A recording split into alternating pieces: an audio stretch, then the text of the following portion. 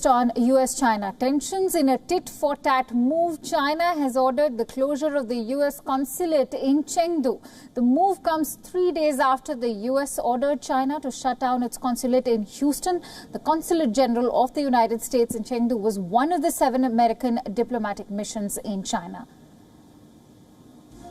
The consulate district, among other places, included Tibet. In a statement, the Chinese Foreign Ministry made it clear that it was a retaliatory move against the closure of the Houston consulate. It said that the measure taken by China is a legitimate and necessary response to the unjustified act by the United States. Beijing also said that it is not violating international law. Tensions escalated between Washington and Beijing after the United States asked China to shut down its consulate in Houston within 72 hours. The US said the consulate was helping Chinese nationals steal American intellectual property.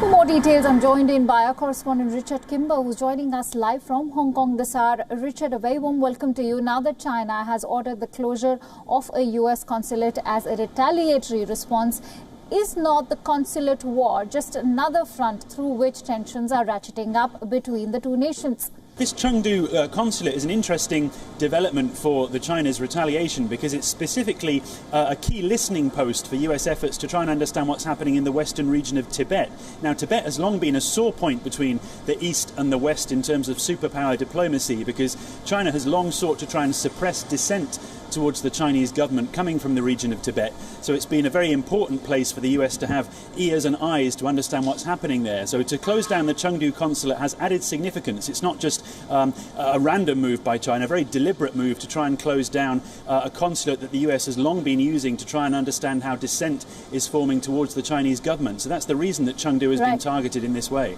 Right. It's interesting. You mentioned the strategic importance of the consulate in Chengdu being shut down. Now, how do you view the developments in the backdrop of Mike Pompeo's hawkish stance on hardening the approach towards China and the indictment of 4 Chinese nationals in the United States?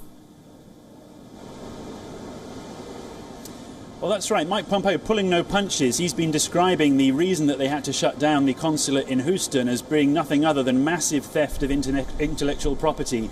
And in a speech yesterday, he really made it clear that he has no intention under his watch of allowing the Chinese Communist Party to develop further in the way that he says it is. There's no question that there's going to be further action from the US if his words stand up with the actions that he and the Trump administration are planning to take. The real question is how, if at all, any diplomatic relations can continue if instead of any conversation taking between the two superpowers, instead there is just this continued tit-for-tat retaliatory action. China is trying to play what it likes to think of as being the straight card in this relationship by saying that it's only responding to US actions, it's not provoking US actions, and that's a key line that the Chinese Foreign Ministry has been pushing in recent weeks as this relationship has worsened. But in the international world there's clearly still a lot of pressure on China, particularly through what's happening here in Hong Kong because of the pressure on the Chinese government over the national security law. So really, until there's a return to dialogue, the like of which we became used to during the trade talks between the US and China, it seems unlikely that this kind of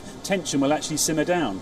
Well, actually, it's interesting how you mentioned Hong Kong. I'd actually like you to tell me more about how the United States is using Hong Kong, Taiwan and even India as a part to counterbalance China's growing clout.